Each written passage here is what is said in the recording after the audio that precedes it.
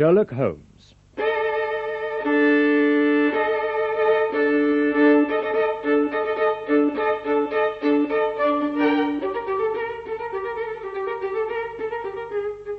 We present Barry Foster as Sherlock Holmes and David Buck as Dr. Watson in a new dramatization of the short stories by Sir Arthur Conan Doyle.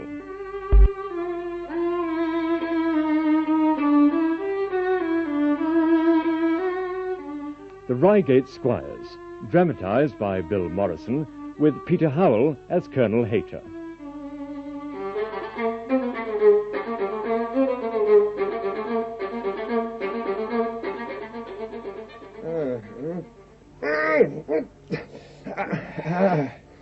That's more like it, Holmes. Just relax now. What? Do you know me? Yes. Good. I've just given you an injection to relax you. Prescription of my own. Not that devilish substance you often resort to. You're exhausted, man. Do you know where you are? Yes. Well, what's to be done? Why are you here? Nothing's to be done. They sent me a telegram. I came to Lyon at once. Well, I must get up. No, the case is over. Yes, the Netherlands-Sumatra Company affair is over. Successfully over. Yes, I know it is. Well, what's to be done? I told you nothing. Look, you've been working 15 hours a day for weeks. You collapsed when the case was over, so they sent for me at once. That is the only reason I am here. It's a clear case of nervous exhaustion, nothing worse, old friend. Well, you're feeling better now? I must be ready. Oh, just relax, Holmes. Sleep. You thoroughly deserve it. I must say you are the object of great congratulation. I care nothing for that. You just need a few days of rest, then you'll be yourself again. Yeah, you'll be fine once we're back in England.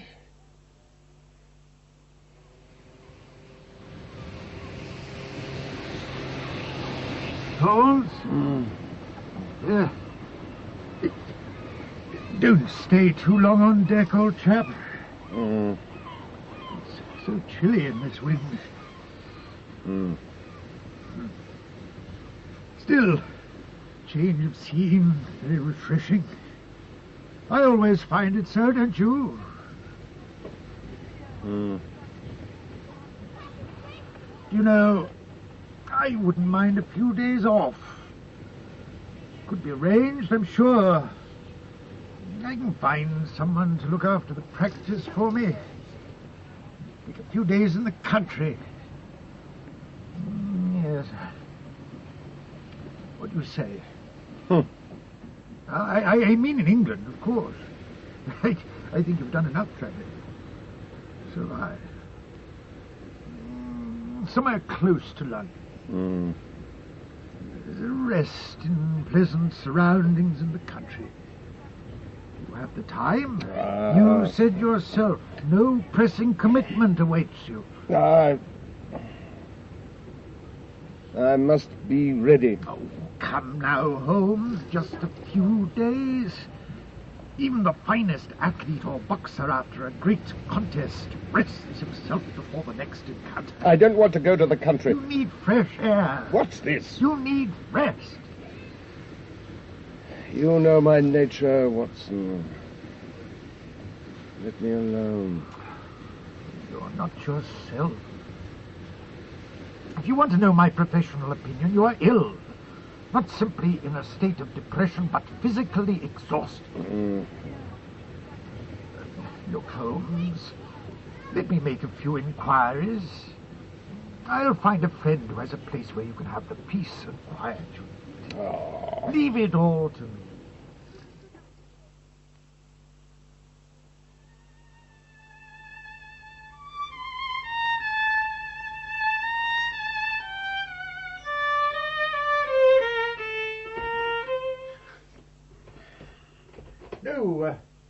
No, keep playing. You know how much I enjoy listening to you. And how much you think it will soothe me. I'm glad you're playing again. I take no pleasure in it. As you wish. Well, how did you sleep? I am quite capable of taking care of myself. Of course, I merely asked. Did you eat? Yes. I've had a stroke of luck. I found the very place for us in the country, near Reigate. Oh. What are these? Good heavens, Holmes, there must be 50 telegrams here. They all say much the same. Congratulations on solving the Sumatra case. You outmaneuvered the schemes of Baron Maupertuis, the most accomplished swindler in Europe. You have succeeded where the police of 3 countries have failed. But surely these must raise your spirits, Holmes. They are of no importance. Where do you plan to take me? You mean you will go? Only if I am satisfied that I will have total freedom. Oh, but that is understood. It is the house of an old friend of mine from army days in Afghanistan, Colonel Hayter. Is it a bachelor establishment? It is. Oh, no, you will not be fussed over, I promise you. What do you say? If it will stop you fussing over me, Watson, I will go. Splendid. Splendid. We are sure of a peaceful time in the country. A burglary? Yes, burglary. Well, in my house, a neighbour of mine, old Acton, one of our county magnates. He had his house broken into last Monday. No great damage done, but the fellows that did it are still at large. That's why we're making sure everything is secure. It's as well to take precautions. A petty affair. One of our little country crimes. Much too small for your attention, Mr. Holmes, after this great international affair you've just accomplished. Was there any feature of interest? Well, the thieves ransacked the library, but got very little for their pains. Turned the place upside down. Drawers burst open, presses turned out, but all that was missing in the end was an odd volume of Pope's Homer, 2 candlesticks, an ivory letter weight, a small oak barometer, and, oh yes, a ball of twine. What an extraordinary assortment. Well, the fellows evidently grabbed hold of anything they could get. I think it is clearly obvious... Holmes, let the country police handle it, eh? You're here for a rest. For heaven's sake, don't get started on a new problem on our first evening here. Yes. It's just a simple burglary. Murder? Did you say murder? Yes, shocking business. Not what you expect down here. Happened last night. I've just heard about it. What happened? It was at the Cunninghams, next estate to the Actons. Their coachman, William Cowan, was shot through the heart. Died at once. Who shot him? A burglar. Seems Cowan came on him about midnight and met his end, saving his master's property. Old Cunningham will be cut up over this. He's our leading squire about here, and a very decent fellow. Evidently the same villains who broke into Actons. And stole that very singular collection? Must be. Curious. How so? A gang of burglars roaming the countryside might be expected to vary the scene of their operations, not crack 2 cribs in the same district in a few days. It could be locals. Actons and Cunninghams are by far the largest places around here. And the richest, huh? They ought to be, but they've been enmeshed in a lawsuit for years. Old Acton has a claim on half Cunningham's estate, and the lawyers have been at it with both hands. Sucked the blood out of both of them, I fancy. And that would explain a great deal. Holmes. Oh, it may prove a very simple matter. I don't intend to meddle, Watson. Inspector Forrester has called, sir. Oh. Show him in. This way, sir. Thank you. Come in, Inspector. How can we help you? I hope I don't intrude, gentlemen, but I heard that Mr. Holmes of Baker Street is here. I am Sherlock Holmes. Privileged to meet you, sir. You've heard of last night's incident. Yes. I wondered if you might care to step across to see for yourself, Mr. Holmes. I will. The fates are against you, Watson.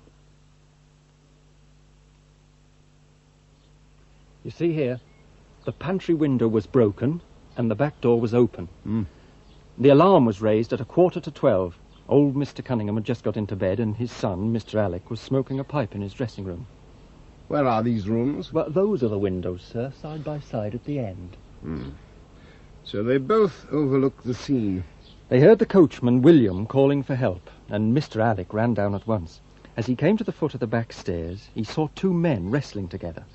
One of them fired a shot and William dropped. Then the murderer rushed across the garden and out over the hedge down there. Old Mr. Cunningham saw the fellow as he gained the road and then lost sight of him. Was he not pursued? Mr. Alec stopped to see if he could help the dying man, and so the villain got clean away. Did the dying man say anything?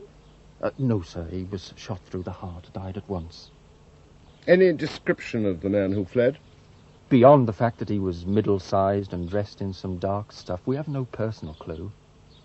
The ground is very hard here. What was the coachman doing so late at night? Well, I imagine he walked up from the lodge where he lives with his mother to see if all was quiet after the Acton robbery, and came upon the villain. Did he say anything to his mother before going out? She's very old and greatly shocked by the business. We can get nothing sensible from her. Oh, there is one important circumstance. This. Oh. Fragment torn from a larger sheet of paper. Where was it found? In the hand of the dead man. It reads almost as though it was an appointment. You see, at 11:45 on the first line, then learn what, and further down maybe. Now, William must have torn this corner from the murderer in the struggle. Or the murderer tore the rest from Conan. With respect, I don't think so, sir. That would suggest he had an appointment with the thief, was in league with him, and they fell out. It doesn't fit with his character. No, the rest of that paper is gone with the murderer, all right. Fascinating. What, sir? This handwriting is of extraordinary interest, especially the T's. These are much deeper waters than I thought. There was certainly an understanding and an appointment made. Goodbye, Inspector. But, sir... I have no time for questions and interference. There are things I must examine. Be back here in an hour and fetch Colonel Hayter and my friend Watson when you return. There is other information. I have more than enough. Now, let me alone. Don't bother me, man. Just do as I ask you. This is where we were to meet him. No sign of him. Between ourselves, Doctor, I thought Mr. Holmes was behaving in a very excited manner. I don't think you need alarm yourself. He has been ill, Inspector.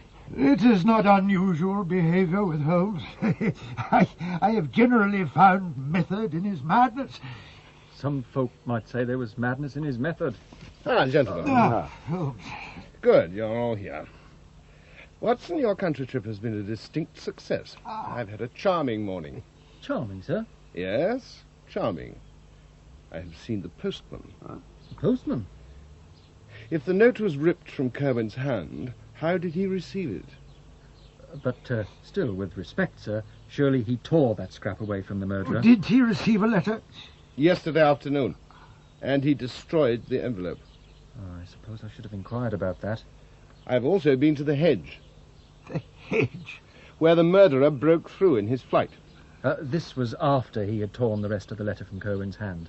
I must search the ground there. He put it in his pocket. I can't assume that, sir. He was in a great hurry. The letter incriminated him. It is likely that he thrust it into his pocket. What is more interesting is that it is also likely he did not notice it was torn. Now, if we could get the rest of it, it would go a long way towards solving this mystery. Look, here comes Cunningham. Oh, is that his son? Alec, yes. Cunningham, old chap, I'm dreadfully sorry to hear this business. Most upsetting. Yes, most upsetting. Good morning, Colonel. Allow me to present Mr. Sherlock Holmes. Holmes? Not solved the mystery yet, Holmes? I thought you Londoners were never at fault. You must give me a little time. You'll need it. I don't see that there be any clue at all beyond the little that my father and I saw. Well, you see, sir, there is one development. It's a question of whether or not we can find... Good heavens! Holmes! What is the matter? By George! He seems to have fainted. I thought he was overexcited. Here. Help me get into the house. Right, come on. You take the legs.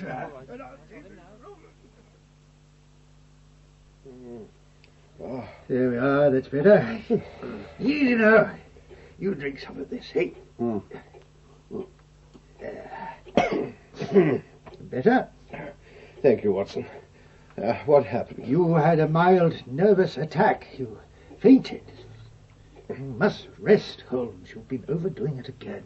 I apologize for my weakness, gentlemen. Please forgive me. No, not at all. Watson will tell you that I am just recovering from an illness, and I am liable to these sudden attacks. Most unusual, I'd have thought, Holmes. Shall I order my carriage to take you home? In a moment, perhaps. Just let me rest a minute. If you don't mind, I'll get on about the business. Oh, while I'm here, Inspector, there is a point I'm not sure of that we can easily verify. Oh, what is that, sir? I think, Mr. Holmes, perhaps a later time would be better. Let us examine the door that was forced. I am much better. Let me help you. I can walk quite well, Watson. A chisel or a strong knife was thrust in here, and the lock forced back with it. You can see the marks on the wood there. You don't use bolts? We've never found it necessary. Do you keep a dog? Yes, but she's chained up on the other side of the house. When do the servants go to bed? About 10. Including the coachman? I don't see where all this is leading to. It is singular that on that particular night, Kerwin should have been up around midnight to surprise the burglar after he'd entered the house. It was before he entered the house. Before? I would have heard anyone moving about inside. You were sitting in your dressing room smoking. Which window is that? We have been over all this. The next to last window beside my father's. And both your lamps were lit. Yes. Watson, would you risk breaking into a house when the lights were still on? Well, it's very odd. Very odd burglar. If he had been in the house before William tackled him, we should have found things disarrayed and missing. Of course. Of course, you're right. You see? He was obviously a cool hand. Experienced. After all, he burgled Acton's place. And took, what was it, paperweight and a ball of twine? Look, Holmes, we're willing to help you and the inspector in any way we can, but you don't suggest a course of action to catch the fellow. I do. I want you to offer a reward. Now, have you a paper and pen, and I'll jot down the form? Yes, come inside.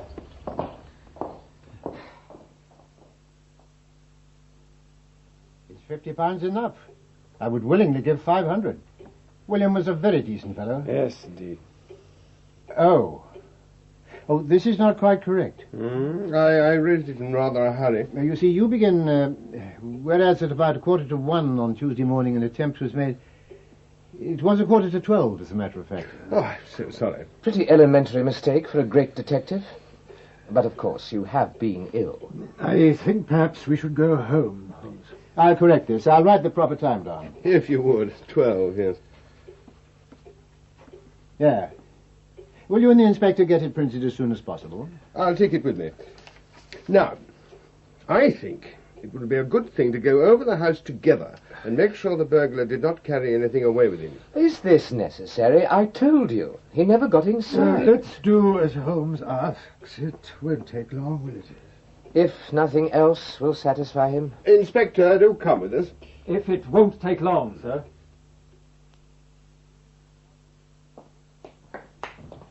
Well, I think we looked enough. This is my son's room. My room is there. Now, gentlemen, I ask you, was it possible for the thief to come up and not disturb us? I agree with you, sir. This door, I take it, leads to the dressing room. Are you satisfied now? I think I've seen all I wish here. Do you still insist on seeing my room? If it's not too much trouble. After you. This way. Come along, Alec. All right. This isn't getting us anywhere, Dr. Watson. I'm sure he must have his own good reasons. He doesn't seem quite recovered. Oh, I didn't like to say, a man with his reputation. But I have my investigation to pursue, and I can't waste time. Let's follow them. It won't take long. It won't lead anywhere. Gentlemen, come over here and have a look from this window. I think it is most interesting. Most interesting. I can't see anything of unusual interest. I'll just have a word with Watson. No, Father, perhaps the great detective can see things we can't. Don't question me, Watson. Just take the blame. Heavens! I'm terribly sorry. How very clumsy of me. I seem to have knocked over the table and there's water and fruits all over Yes, I hope it's not too expensive a cup. Yes. Oh dear, yes, it is rather a mess, I'm afraid. Oh, the maid can clear it up. Yes, it does seem like a mess. Where has Holmes gone? Oh, well, he was here just a moment ago. The fellow's off his head. Come on, Father. Let's find him. Yes.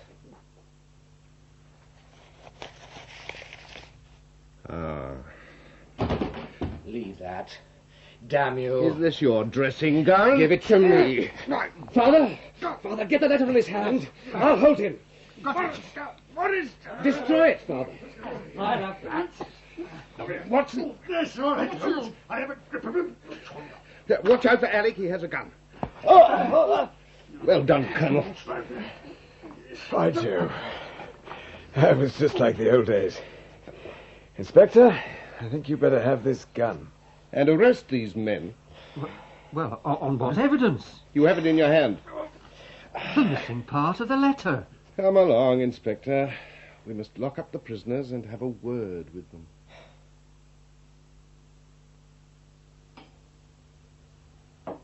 Brandy, Holmes? I will. My strength has been rather tried of late. I'm afraid, Colonel, my visit to you has been disruptive. Not at all. I've been fascinated by your methods and baffled. And to you, Watson? Please, yes. We all want an explanation, Holmes, but do take it quietly. We don't want another of those nervous attacks. Oh, I'll come to that presently. Here you are, Holmes. Thank you. Watson? Thank you, Colonel. It is of the highest importance in the art of detection to be able to recognize out of a number of facts which are incidental and which vital. Yeah. Now, in this case, I had no doubt from the first that the key lay in the scrap of paper in the dead man's hand. I also make a point of never having any prejudice and following where a fact may lead me. Now, the inspector made the mistake of assuming that the squire and his son could not possibly be criminally involved. And yet their story was that the burglar fled instantly. Therefore he had no time to snatch the letter from the coachman. Therefore only young Cunningham could have done so before the servants and his father arrived. I was aware of this from the very first. But then, when I examined the scrap of paper... Yes, all it contains are 7 words on 3 lines. At 11:45, learn what and maybe. Not much to be made of that. Look closer. It has an irregular look. It was written by 2 people doing alternate words. Look at the T's. I said this at the time. It has always been my habit to hide none of my methods. By Jove, yes. The T's of at and to are very firm, but in quarter and 12 they're faint, weak. Do you see what? Yes. But why do alternate words? One man distrusted the other and was determined they should have an equal hand in the business. The stronger of the 2 wrote his words first. And left blanks for the other. Yes, you see, Colonel, some words are squeezed in. All that is superficial. The important point is the age of the 2 men. But how do you tell from 7 words on a scrap of paper? One is a bold hand, the other is rather broken-backed. So, if it was not an invalid, it must be an older man.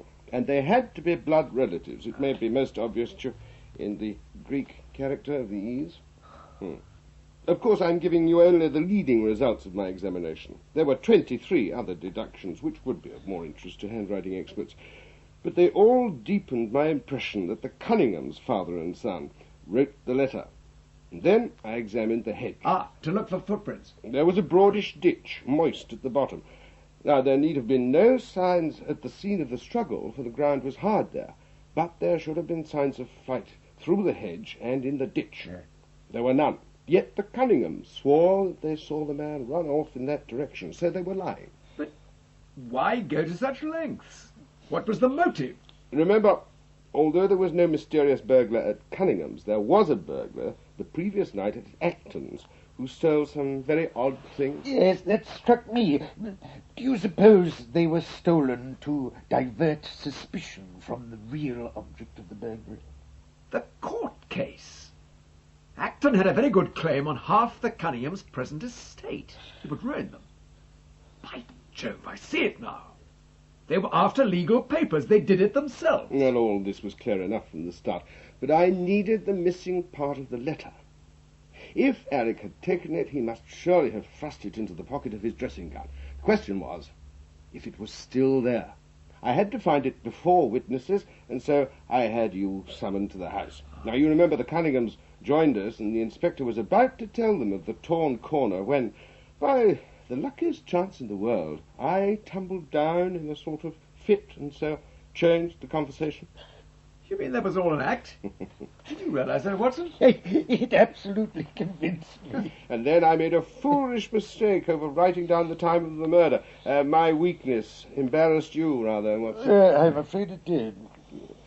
I made Cunningham correct it in his own handwriting, changing 1 to 12, as in the note. Oh, I was blind to all this. You allowed emotion to overrule your observation. And once I had compared the handwriting, I was sure. All I had to do was get a moment alone in Alec's dressing room to examine the pockets of his gown, and there, I'm afraid I embarrassed you again, Watson. Didn't you knock over the table, Watson? No, it was Holmes who actually pushed it. I was left to take the blame. Another fine piece of acting.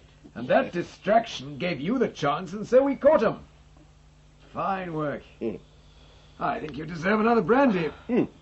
Thank you. But Holmes, this was not simply robbery. It was murder. The murder of a poor, honest coachman. Thank you. Why? Honest enough, until he was tempted. Old Cunningham confessed it all. The coachman followed them secretly on the night they raided Acton's, saw his opportunity, and being unable to resist, he tried to blackmail them. Yes, young Alec wasn't the sort to play that dangerous game with. No. He had the idea to use the burglary scam. He sent Conan a letter to bring him to the house, shot him, and blamed a mysterious burglar. If the note had not been torn, we might never have proved anything. The first lines of the note, read in full, are, "If you will only come round at 11:45 to the east gate, you will learn what will very much surprise you and may be of the greatest service to you." Thus, Conan was lured to the house and paid for his greed with his life. I must have been desperate. Greed is universal, whether squire or coachman. I'm afraid I made much the same assumptions as the inspector. I should have known better. Army ought to teach a man a thing or two about nature. I was grateful for your help, Colonel, to disarm a desperate man. Oh, it was nothing. Although I was sure I'd done with that sort of thing when I retired out here. Well, I'm sorry you've had anything but the quiet time I promised you. It's hardly the best means of convalescence. On the contrary, it has renewed my faith in Watson's prescriptions. I think our rest in the country has been a distinct success. I shall agree willingly the next time. It's all very well for you, Holmes, but after all the confusion and excitement, I think I need a dose of my own medicine.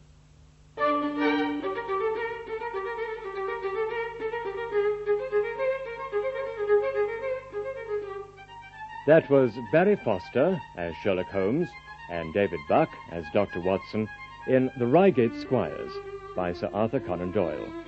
Dramatized for radio by Bill Morrison. Colonel Hayter was played by Peter Howell, Inspector Forrester by Malcolm Reed, Squire Cunningham, Malcolm Hayes, and Alec Cunningham by Hugh Ross. The play was directed in our Birmingham studios by Peter Novis.